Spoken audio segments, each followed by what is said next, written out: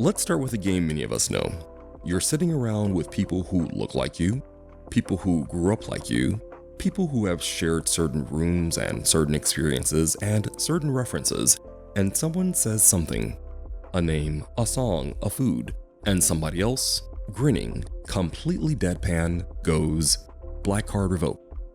And everybody laughs, or at least most people laugh, and the person whose card has been revoked either laughs too, performing the graceful loss, or looks slightly too casual, slightly too unbothered, which is its own kind of tell. I've played this game. I've had my card revoked. I have revoked a card or two. And I want to tell you something honest about it. The game is funny. The humor is real. The shared laughter is real. The playful jab of recognition, you really don't know this thing? The thing that everybody knows? That's a real social texture. I'm not here to tell you the game is evil and we should stop immediately. I'm not here to be that person at the cookout who explains why the joke isn't funny. Nobody likes that person. I don't want to be that person. But I am here to ask what's underneath the game. Because jokes, especially the ones that keep recurring, the ones that get a laugh every single time, jokes like that tend to sit on top of something real. And what's underneath Black Card Revoked is not random. It's a list of assumptions, a list with specific content and a specific proctor. Somebody decided what's on the quiz. Somebody decided what the right answers are, and somebody decided who gets to grade it. The older I get, the more I realize the game has its humor because it feels true. Not true like biology, not true like it's written into your cells somewhere, but true like social pressure, true like the weight of a room when you give the wrong answer, true like the moment your stomach drops just slightly when someone laughs a little too long at your expense.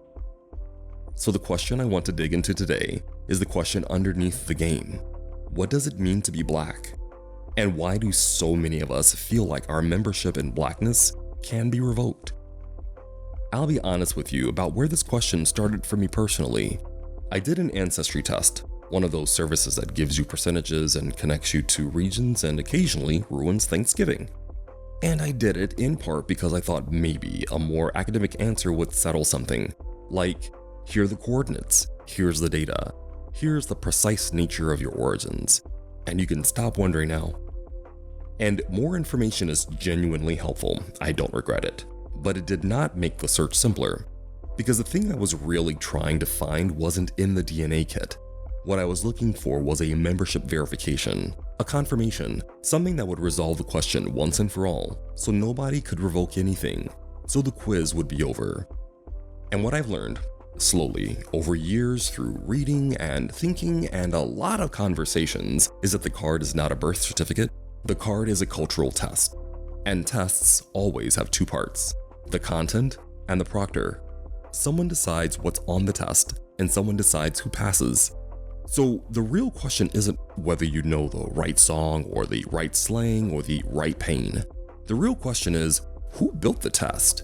And harder, is the test actually describing something real? Or is it just describing somebody's very specific, very local, very historical version of what Blackness is supposed to look like? That tension, that question, is what this whole episode is about. Let's dig in. Welcome to Brain Boogers. I'm your host MJ, and I'm glad you're here. Before we dig in, I want to say a couple things up front, not as a legal disclaimer read in a robot voice at double speed, but as your host, as a person talking directly to you. This episode begins a series from a question I've pondered. Am I Black enough? It's for the person who has asked that question. In a quiet moment, maybe after somebody said something at the cookout or the office or the family table that made them feel like they didn't quite qualify. It's for the person who has watched other people ask that question and wondered why the question was necessary in the first place. It's for the person who has never had to ask, but has absolutely been the proctor. And it's for the person who has been holding the card, deciding who gets in and who doesn't, and maybe, just maybe, has started to wonder whether the card was ever theirs to give. A few things I want to be clear about, and then we're going to get into it. I am not a historian. I am not a licensed therapist, a political organizer, a sociologist, or a credentialed Black Studies professor. I am a person who is curious about who I am and how I fit in the world, thinks obsessively about ideas, and who believes, fundamentally, that the examined life is the more interesting one. What I do on this show is philosophical and investigative. I dig through ideas, pull them apart, look at what's underneath, and try to figure out what it all means for how we actually live. Not for how we're supposed to live, for how we actually live. That means some of what I say will resonate immediately. Some of it will make you push back. Both of those are correct reactions. Push back, argue, and come back and tell me I was wrong in the comments. That's the whole point. We're not here for a verdict. We're here to be nosy about ourselves. We're here for the dig, discovery, introspection, and growth. Now, a genuine care note. This episode touches on identity, belonging, racism, the ways communities can inadvertently harm each other while trying to protect each other, and what it costs a nervous system to live inside all of that. If at any point you need to pause, breathe, step outside, or come back to this later, do that. Please, take care of your body first. This will be here when you get back. None of this is going anywhere, and none of it is worth your peace. Okay, practical matters. If you're not already subscribed, please do that now. Hit the notification bell so you know when new episodes drop. And if something in this episode moves you or irritates you, which honestly counts, share it with somebody. Tell a friend, leave a review wherever you're listening, because that's genuinely how other people find the show. And every single review makes a real difference. All right, let's go. Before we talk about what Blackness is, I need to ask you to do something with me. I need you to go back, not back to the Middle Passage, we'll get there. Back before that, back to the continent, back to the peoples. Because there is a tendency, understandable, historically explained, but still a tendency, to speak of Africa as though it were one place, one culture, one people with one set of customs, and one way of understanding the world. And the truth, if we sit with it, is so much more complicated and so much more rich than that. Let me do a roll call, not a list, an honoring. Along the western coast and the forests and the savannas and the great rivers, the Yorùbá, one of the largest ethnic groups in the world, whose cosmology, whose Orisha, whose cities of Ife and Oya shaped civilizations for centuries. The Igbo, to the east of them, with their deep traditions of community governance, of the Obi, of the masquerade, of a social structure that Europeans struggled to categorize because it didn't fit their hierarchies. The Hausa and the Fulani, distinct peoples who became intertwined through history and Islam and governance across the Sahel, across the great northern trade routes that moved gold and salt and scholarship across the continent. The Akan and the Asante, whose golden stools and whose matrilineal inheritance systems and whose extraordinary resistance to colonialization gave the world the Ashanti Empire. The Ewe and the Fang, keepers of voodoo traditions that would travel across the ocean and become something new in Haiti and New Orleans. The Wolof, the great traders and talkers of the Senegambia, whose influence on language and social style traveled farther than their geography. The Mande peoples, the Mandinka, the Bambara, the Soninke, the builders of Mali and Ghana and Sangay, the empires whose libraries at Timbuktu held hundreds of thousands of manuscripts when Europe was still debating whether knowledge needed to be written down. The Kongo, whose kingdom, whose cross symbol, whose spiritual framework survived the Middle Passage and surfaced in Haiti and Cuba and Brazil and the American South in ways we are still tracing.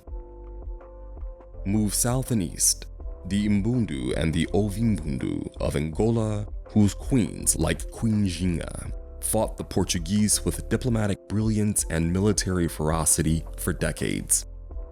the Chokwe, whose art and whose masquerade traditions shaped the region, the Shona, builders of Great Zimbabwe, whose stone walls still stand as an argument against anyone who needed the continent to be less than it was, the Zulu, whose military and political organization under Shaka built one of the most formidable states in southern Africa in the early 19th century, the Xhosa, whose oral tradition, whose click consonants, whose deep philosophical and spiritual life produced thinkers and leaders that the whole world would eventually have to reckon with.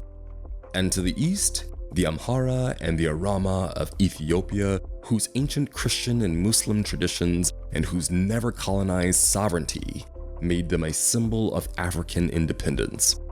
The Somali, with their poetry and their pastoralism and their complex clan structures stretching across the Horn. The Swahili coastal peoples, a synthesis, a meeting point where East African, Arab, Persian, and South Asian cultures blended into something entirely its own, a language that is now spoken by over 200 million people. I want you to sit with that for a moment, not as a geography lesson, as a reminder of specificity, of particularity, of the fact that before there was a word black, before there was a transatlantic slave trade that needed a flattening category to make its arithmetic work, there were peoples. Distinct, named, particular, complex.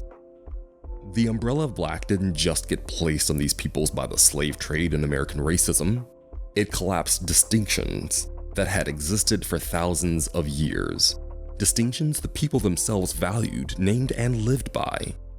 Because if blackness is a constructed umbrella, even before we get to America, then the idea that there is one real black experience, one correct black performance, one authentic black identity, that idea was never historically true.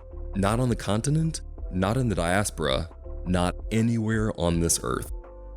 So when somebody tries to revoke your card for not fitting a particular script, when somebody tells you that the way you talk or what you eat or what you listen to or who you love is not really black, they are not protecting something ancient, they are enforcing something invented. And that is a very different thing. Okay, before we go any further, I want to define how I'm using certain terms because language is not a side issue in this conversation. Language is where the conversation lives. When I say black, capital B, I'm talking about the broad social umbrella that describes how people are read in American society based on skin, ancestry, and cultural association. That umbrella includes African Americans, Caribbean folks living in the United States, Africans who have immigrated to the US, Afro-Latinos, mixed race people who are read as or identify as black. Black is the room. When I say African American, I'm talking about something more specific. African American refers to a particular US ethnic and historical community whose formation was shaped by the specific experience of enslavement in America, by Jim Crow, by the Great Migration, by the culture built here across centuries of surviving a system designed to negate them. African American is not just a skin tone, it's a specific lineage, a specific historical experience, a specific set of cultural inheritances. Not every black person in America is African American in that specific sense, and that distinction matters. When I say Negro, which I will use occasionally, I am using it in its historical context. It belongs to history books, to a particular era of self-identification that was not shameful at the time. Now, a quick global note, because this show has listeners outside the United States, and I don't want to flatten the room. Outside the US, these labels do not map cleanly onto each other. People tend to lead with nationality and ethnicity first. Jamaican, Haitian, Nigerian, Ghanaian, Afro-Brazilian, because that tells you culture, language, and history in a way that black alone cannot. In the Caribbean, nationality tends to come first because blackness is the majority context.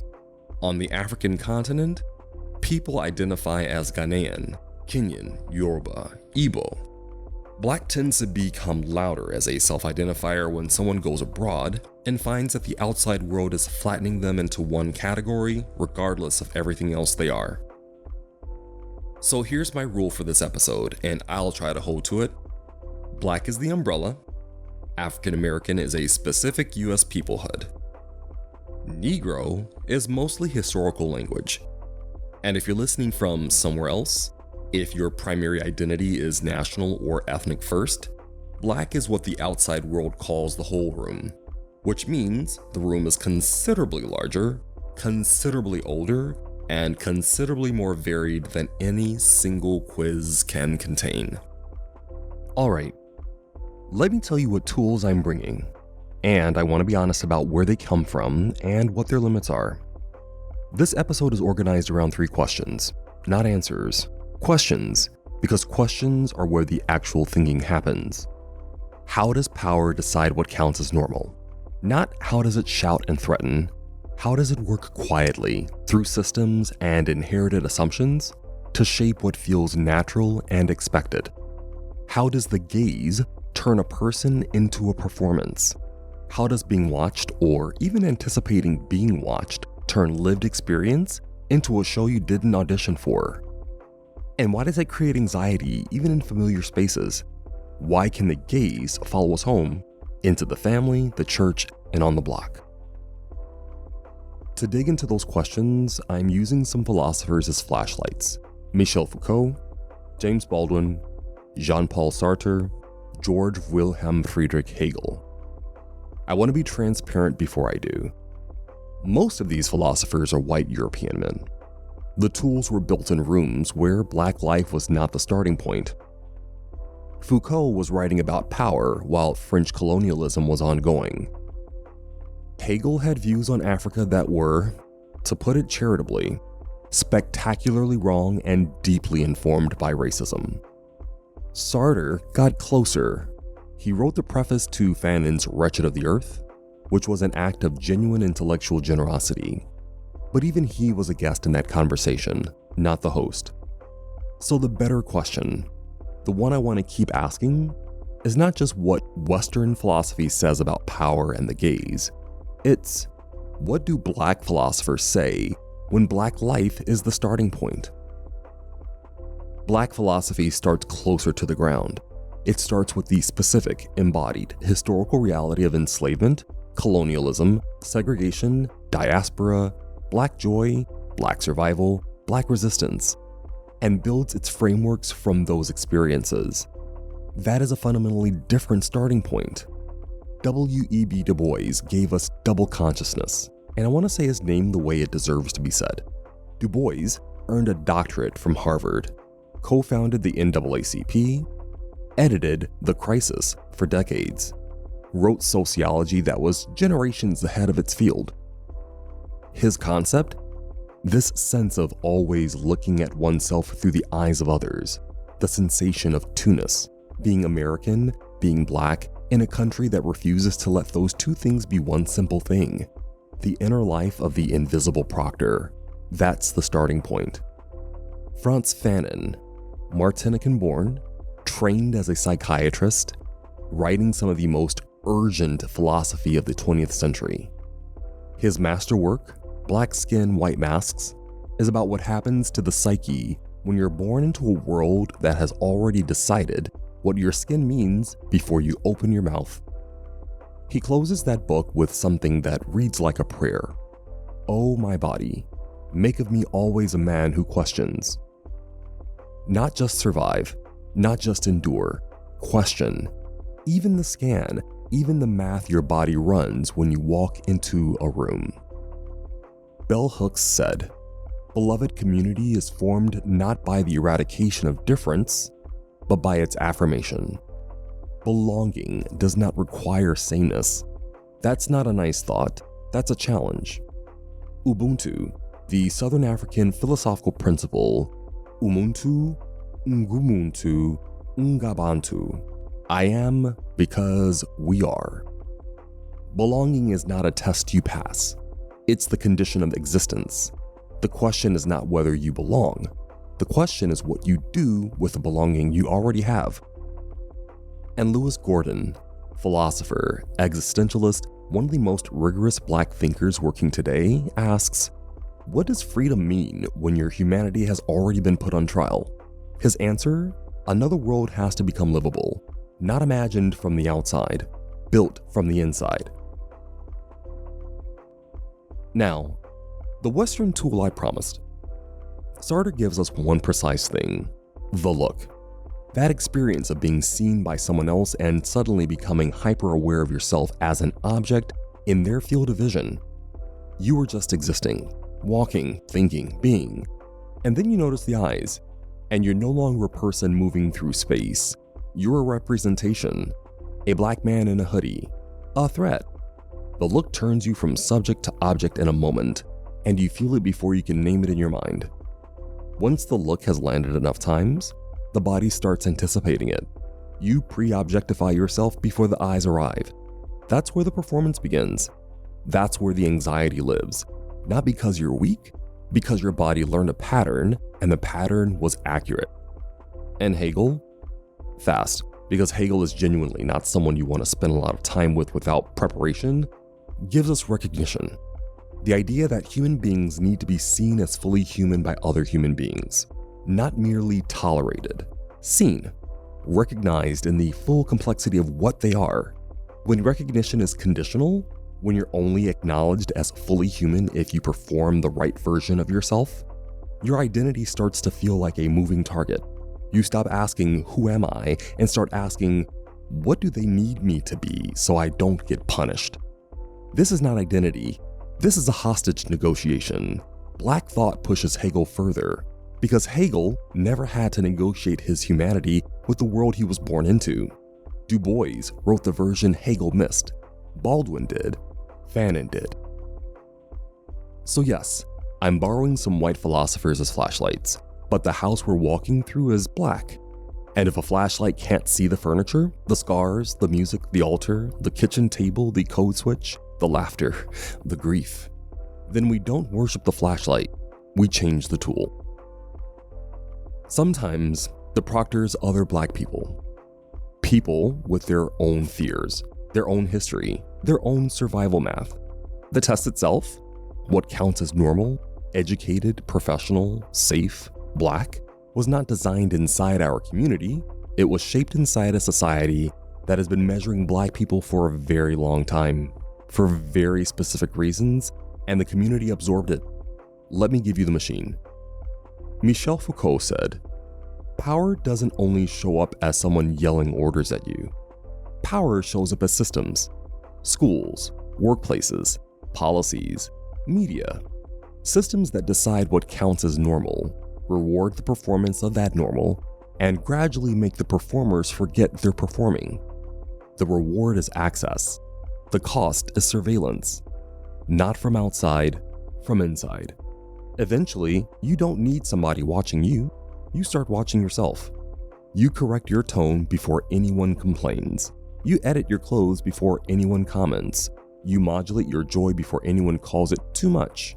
You rehearse your entrance before you walk into the room. That is the invisible proctor, and that's double consciousness in everyday clothes. Part of you is living your life, and part of you is watching yourself be watched, grading yourself against a standard you didn't write. You ever rehearsed how you're going to say good morning in a room before you got there? Not because you're fake, because you're trying to avoid consequences. That's not personality, that's training. That's a nervous system that learned the layout of a minefield. The invisible proctor didn't stay in the institution, it came home. It started grading us in the neighborhood, the family, the church, the friendship group, and the rules it brought sounded like ours. They sounded like protection. They sounded like love. But in many cases, they were the same measuring system in different clothes. Let me walk through those rules, not to shame anyone who has used them, but to give them their histories. Because the histories are how you decide which ones still serve you. There is language policing. Why you talk like that? Stop sounding white. That rule carries the inherited idea that formal diction is a form of betrayal. The shorthand, it didn't start inside the community. It started with a world that told Black people that education and eloquence were things they weren't supposed to have. The community absorbed that message, and it came out sounding like solidarity. There is music policing. A playlist is a loyalty test, but a playlist is a taste preference shaped by geography, family, and what happened to be on the radio on a sun-showered Tuesday afternoon. That is not a moral category. There is taste policing. Anime, metal, country, classical, video games, hiking, skiing, certain foods labeled white people stuff, handed back as evidence of misalignment. These boundaries didn't emerge from ancient African cultural law. They emerged from American racial segregation that divided public spaces and consumer markets along racial lines. And the community inherited those divisions as identity markers, as if the segregated seating arrangement were a cultural truth rather than a system of exclusion. There is dating policing. Partner choices turned into purity tests. Who you love presented as a statement about your commitment to the community. This one conflates intimacy with political loyalty in a way that is hard on everyone involved, including people who have nothing to do with the argument. There's class-coded policing. You bougie. You think you're better than us. Since you went to that school, you changed. Often dressed as accountability, frequently actually grief about what education and mobility cost a family in shared experience. The grief is real. The policing is not the right container for it. There is respectability politics. Pull your pants up, take your hood down, dress so they can't justify whatever they're planning to do. Some of this is sincere safety strategy from people who have seen what happens when the world has an excuse. Some of it is the community doing the institution's aesthetic work for it. The line between protecting your child and performing compliance for an audience that will find another excuse anyway, that is one of the most genuinely difficult things to navigate in Black American life. There's hair policing. The long, complicated, deeply political territory of hair. Eurocentric standards passed down through generations of mothers doing what they could with what the world told them beauty looked like, often before they had the language to examine where that standard came from. And then the pushback? The natural hair movement, the locks, the braids as resistance, which sometimes becomes its own policing in the other direction. There is colorism, the light-skin, dark-skin hierarchies that did not originate with us. They originated in a system that needed to divide us, that used proximity to whiteness as social currency. We inherited them, and some of us have kept them alive in ways that cause real harm to each other. There is trauma performance policing, the idea that your pain is the price of entry, that if you don't have the right struggle story, the right visible suffering, the right catalog of specific hardship, your membership is provisional. Pain is not a loyalty test. A community that requires pain as proof of membership has confused belonging with hazing. There is activism policing. All or nothing thinking about what counts as for the people. The demand for purity in activism tends to consume more activists than it produces. It is frequently more about the anxiety of the accuser than the actual commitments of the accused. There is region policing. Local culture as a gate. You didn't grow up on this block, in this city. Local identity as hierarchy. A very human impulse and a very limiting one. If your relationship to the church is complicated, ambivalent, or absent, the community makes a note. That note says, uncertain belonging. And there is name policing. That's not a Black name. What counts as a Black name has shifted dramatically across generations, regions, and class lines. This is also, quietly, a colorism conversation wearing different clothes. Every single one of those rules came from somewhere, passed down through fear, survival, and love that got twisted by a world that kept measuring us and then expected us to accept the measurements as truth. Some were reasonable responses to specific historical moments.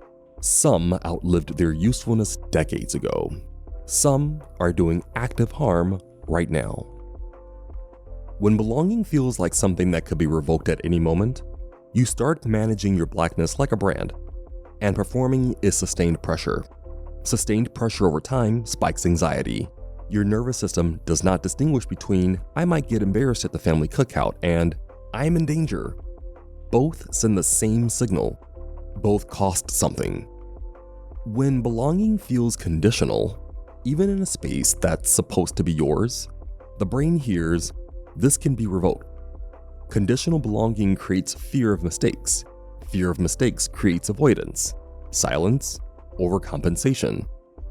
You preemptively agree. You perform enthusiasm you don't feel. You shrink first to avoid being rejected. And that teaches your body, over time, that social spaces are dangerous, even the ones that love you. 2 belonging spaces. The ones that cost the most because the people there know you best.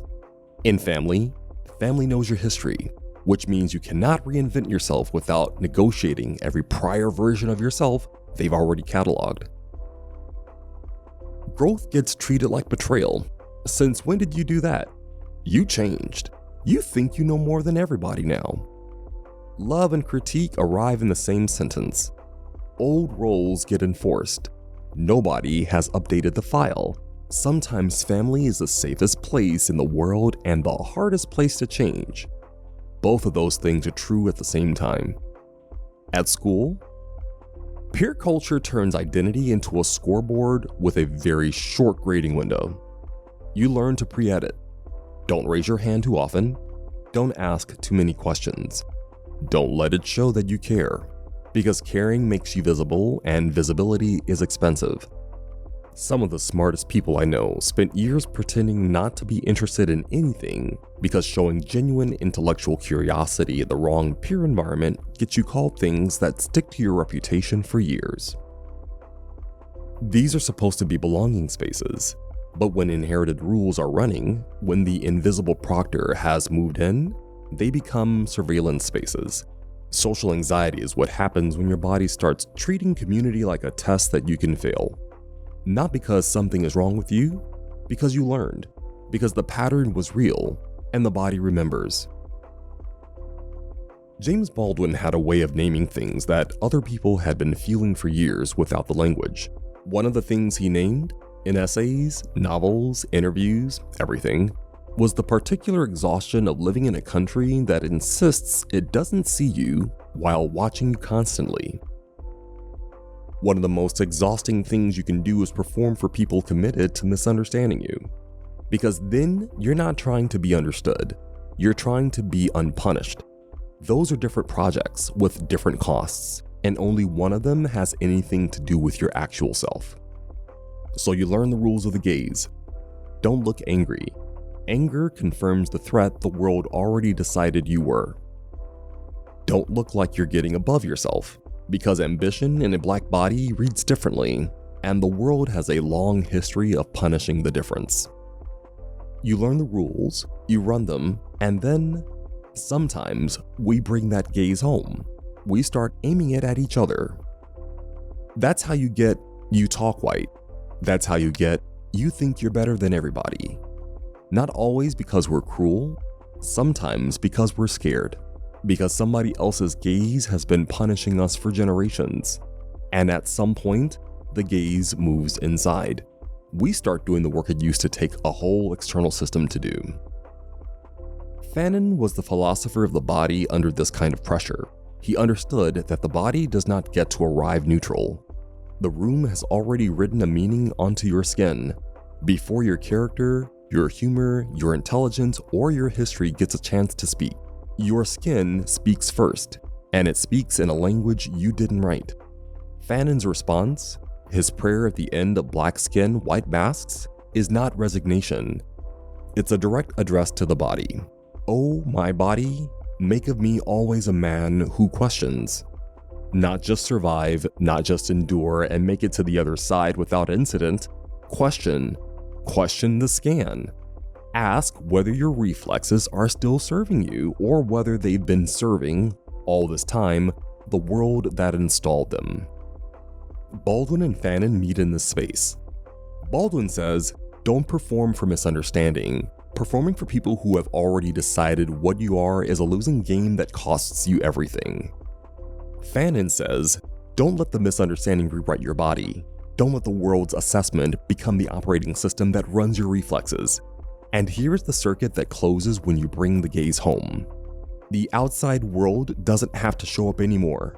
We run the tests ourselves. We administer the exam. We grade the paper. We revoke the card." That is not cruelty. That is not weakness. That is what centuries of being measured does to a people. And naming it is not an accusation. It is the beginning of a different kind of conversation. I want to be honest about my relationship with this topic. When I was a kid and people called me a nerd, I would respond by saying something extremely nerdy, which completely validated the accusation in real time. And somewhere in those years, I also got told I talked white. I wish I had known then what I know now. Not because I needed a comeback, because I needed a framework. "You talk white" is not a neutral observation about sound. It's a loaded claim about belonging, power, and who gets to be seen as fully black. The people who say it often mean it as a form of community loyalty. The people who receive it often experience it as exile. Both of these things can be true at the same time without either party being entirely wrong about what they felt. Here's what the phrase is actually doing. It treats whiteness as the owner of what gets called proper English. It treats blackness as something you can lose by sounding educated, calm, formal, or deliberate. It confuses dialect with racial identity, as though how you pronounce your vowels is a genetic expression rather than a product of region, community, schooling, media exposure, and the very human capacity to code switch. And it repeats a hierarchy. Real black equals a narrow set of speech patterns, while smart or professional equals white. That is not a cultural truth. That is inherited racism and classism wearing the costume of a loyalty test. And it ignores something linguists have been saying loudly for decades. Black speech is not incorrect English. African American Vernacular English, or AAVE, has its own grammar, its own phonology, its own syntax, its own complete and internally consistent rule system. It is a legitimate dialect. Not broken speech, not lazy speech, a dialect. The same way Appalachian English is a dialect, the same way Scots English is a dialect, the same way Australian English is a dialect. Complete, rule-governed, human. Now I want to ask something that should feel simple but tends to make the conversation interesting. What exactly is white speech? Have you ever heard somebody from deep Appalachia talk? Not on television, real Appalachian speech from Harlan County, Kentucky, or the hollers of West Virginia. Scots-Irish families who have been in those mountains for 300 years. Constructions like might could and fixin' to and over yonder. That is white speech. And somehow, that is not what anybody means when they say you talk white. So the category has already done a disappearing act before the sentence is finished. What white speech actually means in this context is one very specific thing: the institutional register. What linguists call standard American English, the prestige dialect associated with educated, professional, media-facing settings. And here's what linguists have been saying for decades: that dialect is not white. It is class-coded. It was never a racial birthright. It was a class gatekeeping tool that got racialized through the specific history of American segregation. Because the institutions that taught it were segregated, and the people who controlled access to those institutions were white. And so over time, the dialect became associated with whiteness, even though what it was associated with was institutional power. That history racialized the class coding. So both things are true. The class analysis explains the origin. It does not erase the injury. AAVE is not broken standard English. Linguist William Labov spent decades proving that beyond serious academic dispute. One clean example: he be working versus he working. Those are not the same utterance. He be working means he works habitually as a stable pattern. He working means right now, in this moment. Standard American English does not have a grammatical distinction for those two things. AAVE does. The habitual be is a feature the prestige dialect lacks. That is not a deficit, that is a feature. Geneva Smitherman documented the roots of AAVE directly in West African linguistic patterns. Tonal structures, call and response, verb aspect distinctions that traveled across the ocean and survived in Black speech communities across centuries of pressure to abandon them. This language was not a failure to learn English. It was English transformed by people who brought their own linguistic intelligence to a language they were forced into and made something new. Quick traffic report on American English. Cool, hip, jazz, woke, no cap. Black speech has been seeding American English for over a century, generating vocabulary, rhythm, and expressiveness that moves from the community into the culture, while Black speakers were simultaneously being told that their speech was inferior and needed to be corrected. That is not a language problem. That is a power problem wearing a language problem as a disguise. So here's the landing. When we call Standard American English white, we hand whiteness ownership of the academy, the boardroom, and the courtroom. We position those spaces as white property, which means any Black person who moves through them fluently gets read by some people in the community as a traitor rather than someone who learned the code. The person who code switches, who can speak AAVE at the family table on Saturday and deliver a prepared presentation on Monday, that person is not less Black. That person is bilingual. Now, I want to be honest. Some scholars argue that code switching under structural coercion functions as a form of self-erasure, even when it feels like agility. That debate is real, and it's not fully resolved. But what I'd say is this. Code switching is not inherently self-erasure. It is a range. It is the linguistic equivalent of knowing how to dress for different rooms without forgetting who you are when you take the clothes off. No dialect is inherently superior. They are all complete. They are all rule-governed. They are all human. What is not neutral, what has never been neutral, is the power structure that decided one of them would guard the gate. I'll bring in Paul Mooney here because I'm going to say more about him in the next section, but this is where his observation belongs. He spent 50 years watching white America borrow the language, the slang, the rhythm, the cool, and then penalize the people who originated it. He didn't just see the gate, he saw the theft happening at the gate in broad daylight, with everyone applauding the person walking away with the goods. Hold that image. Language is the first place identity gets tested. The first place the proctor shows up.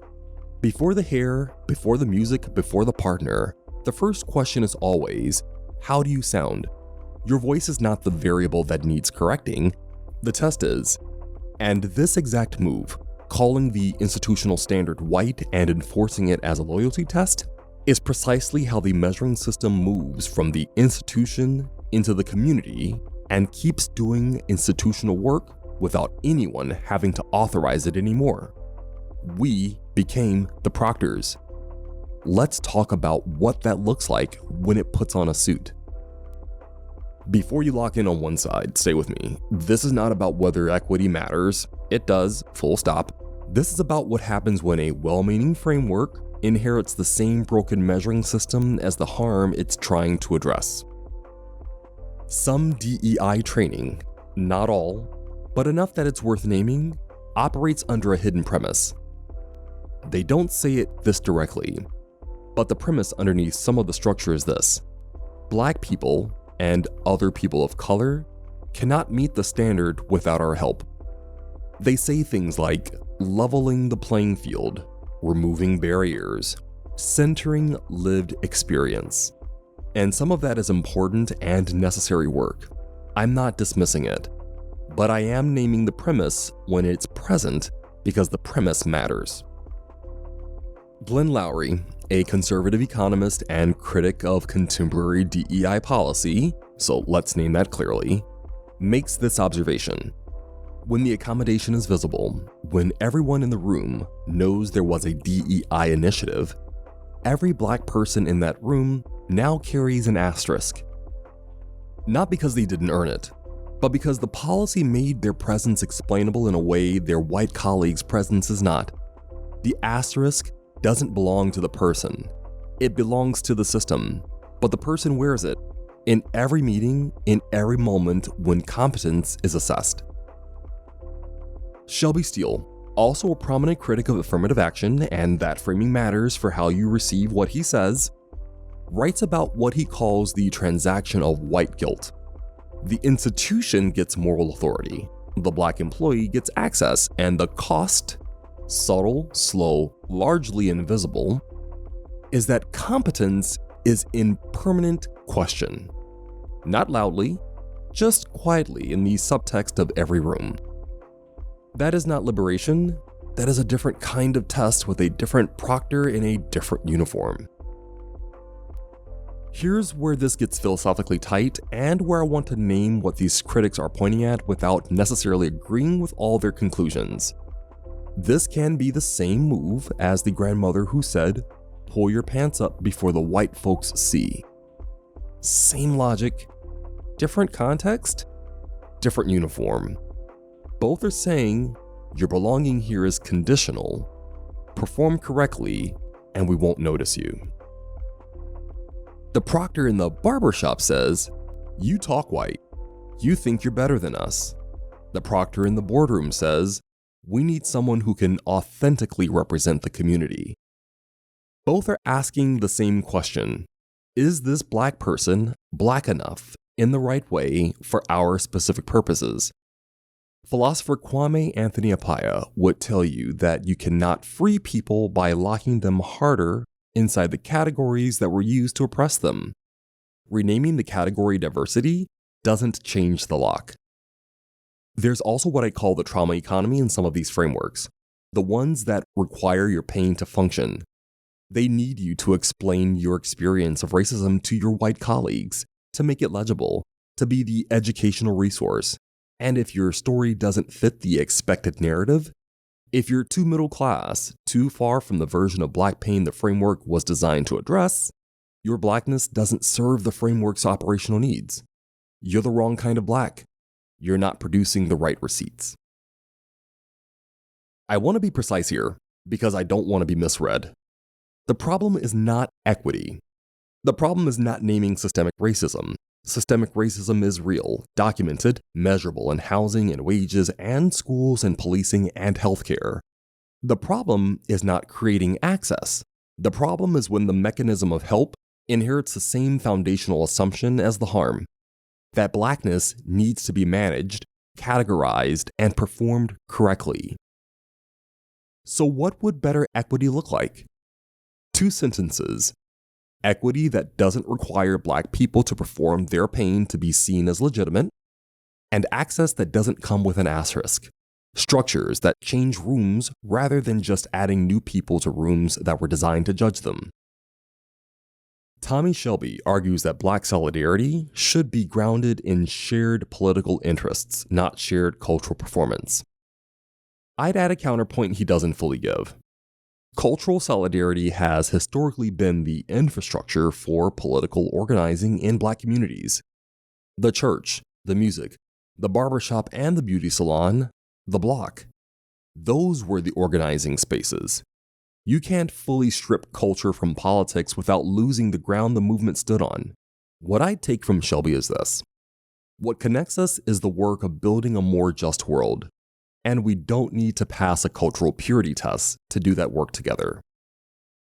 The inherited proctor isn't just in the community, it's in the institution. It's sometimes in the hands of people who genuinely want things to be better, and who are nonetheless running the same measuring system they inherited. The question isn't who is holding the test. The question is, why are we still agreeing that there is one? Baldwin gave us one mode of diagnosis. The essay, the letter, the witness, devastating in prose, precise in argument, morally serious in a way that made people uncomfortable and grateful at the same time, and absolutely unambiguously correct. But there were 3 men who gave us the same diagnosis in a way that made you laugh so hard you didn't realize you were bleeding until after the show was over. Dick Gregory, Richard Pryor, Paul Mooney. These were not just comedians. These were philosophers, sociologists, anthropologists of the Black American condition. They did their work on a stage with a microphone and a spotlight. And they did it in a tradition that goes back much further than stand-up comedy, all the way back to the griot, the trickster, the court fool. The fool was the only person allowed to tell the king the truth. The costume gave them permission. The laughter was the container, and what it contained was something the king's advisors were too careful or too afraid to say directly. I want to pause here and actually answer a question the previous section raises. Why comedy? What does laughter do that an essay or a lecture cannot? Here's the honest answer. Du Bois and Fanon were brilliant and correct. They also required the audiences to already be in the room, educated, engaged, willing to sit with dense argument. Pryor and Gregory walked into rooms that didn't come pre-sorted for philosophy. And laughter is a delivery mechanism that crosses that line. It keeps people in their seats long enough to feel a truth they might have walked away from if it had arrived as an indictment. Laughter is not the dilution of the argument. Sometimes it's the only vehicle the nervous system can process without shutting down. That is not a small thing. That is an epistemological advantage. The joke doesn't make the diagnosis smaller. The joke makes the diagnosis land. Dick Gregory walked into white comedy clubs in the early 1960s, during legal segregation, during the civil rights movement, and he did something that had not been done before in that specific context. He made white people laugh at themselves, not with self-deprecation that flattered the audience's assumptions, not by making himself smaller or more palatable. He walked in as himself, precise, dry, politically sharp, and he told the truth about racism in a way that landed as a punchline before the audience realized it had landed as an indictment. He refused the premise, and the laugh was not the laugh of discomfort being diffused. It was the laugh of recognition, of watching something absurd be revealed as absurd by someone who refused to take it seriously. That is Foucault with a punchline. That is, I see the power structure you built, and I'm going to make it visible by refusing to pretend it has dignity. Gregory said, I never learned hate at home or shame. I had to go to school for that. One sentence, the entire sociology of socialization in 8 words. Baldwin would have written 3 pages to get there. Gregory gets a laugh first. Both are right. Both are necessary. Richard Pryor turned the mirror around. He pointed the camera at himself, at his grandmother's brothel in Peoria, at his addiction, at his marriages and his failures and his violence and his love and his terror and his joy, at the complicated, contradictory, hilarious, devastating reality of being Black in America. Not as a political statement, but as a lived body with a specific history and specific wounds and specific moments of grace. And then in 1979, he went to Africa, to Kenya, and came back changed. He went on stage and made a decision publicly in real time, in front of an audience. He would stop using a particular racial slur he had built a significant portion of his career around. Because Africa showed him something. He saw Black people not as a label, not as a concept, not as a political category, but as people. Full human beings in a context where humanity was the default rather than the exception. He updated his framework based on new evidence. Du Bois spent his life doing the same thing in academic writing. Pryor did it with a microphone. The body, the language, the identity, none of it is fixed. All of it is being performed, inherited, and renegotiated in real time. That is not just comedy. That's phenomenology. Paul Mooney was the conversation that happened after the white people left. He was not interested in your discomfort. Not yours, not mine, not anyone's in the room. He understood something structural and clear that not everyone was willing to say out loud. White culture consumes Black culture. The music, the slang, the style, the swagger, the cool, while simultaneously punishing black bodies for existing. He spent years writing for Richard Pryor, for In Living Color, for Dave Chappelle's show. He was an architect behind some of the most culturally precise comedy of the 20th century. But in his own work, he went places even Pryor left alone. Colorism inside black communities, the entertainment industry's specific relationship to blackness as a product that gets consumed and discarded. What gets performed for white audiences versus what gets said in the back room. He said, "My skin is a crime in America.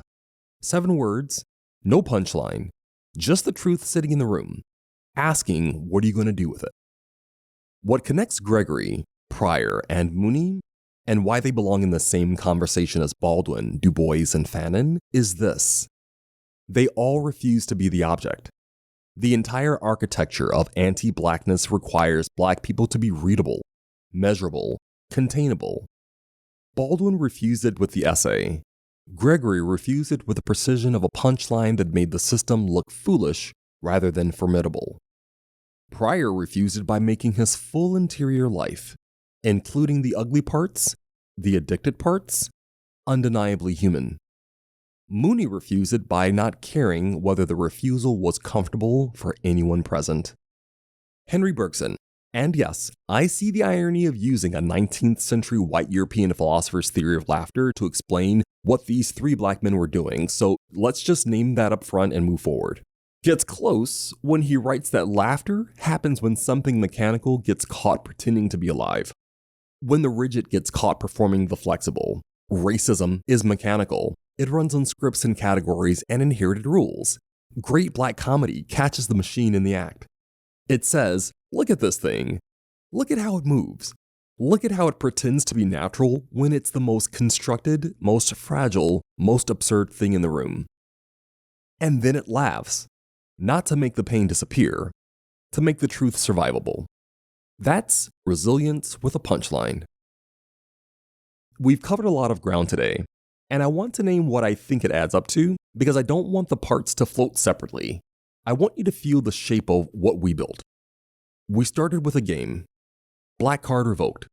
We asked what was underneath the laugh, what the quiz was actually measuring, who built it, and how a measuring system born outside us found its way into our communities, our families, our own internal voice, until we started running the test on each other. We went back before black, before the umbrella. We remembered that a compressed identity is never historically accurate. Blackness as we know it in America is real, and it is ours. But it is not ancient. It is not primordial. It is a construction, and constructions have architects. We defined our terms, because language is where this conversation lives, and imprecision there costs us something. We borrowed Foucault, and Baldwin, and Fanon, and Du Bois, and bell hooks, not to worship them, but to use them as flashlights. We named the rules, all 13, that the invisible proctor brought home. We named what those rules do to the body. We looked at language and pulled "you talk white" all the way apart, until there was nothing left of it but the original fear underneath it, that something real might be lost, and none of us agree on what that something is. We watched the institution put on professional clothes. And we ended with Dick Gregory, Richard Pryor, and Paul Mooney, 3 people who said to power, in front of power, "I see you," and the joke was on you the whole time. So the parting questions I leave with you are, when have you felt like your blackness was being graded? By someone else or by yourself? What was the standard? And where did that standard come from? Think about the 13 rules of the invisible proctor. Which one costs you the most? Which one have you enforced on someone else? Du Bois said, we live behind a veil, always aware of how we are seen. Where in your daily life do you feel the weight of the veil most heavily? Where does it lift? The comedians, Gregory, Pryor, and Mooney, refused to be the object of the gaze. They turned the gaze back. What does it look like in your own life to refuse to be the object? And if blackness is a construction, real, ours, and also constructed, what does that free you from? What does it ask of you? Remember, it's not a quiz. just some places to sit with what we talked about today. Thanks for joining me as we ponder belonging and identity. Remember to subscribe if you haven't. Share this with someone who has ever quietly asked themselves this question, and leave a review if it moved you. Until we engage in discovery, introspection, and growth next time, get, be, and stay nosy, and keep moving forward.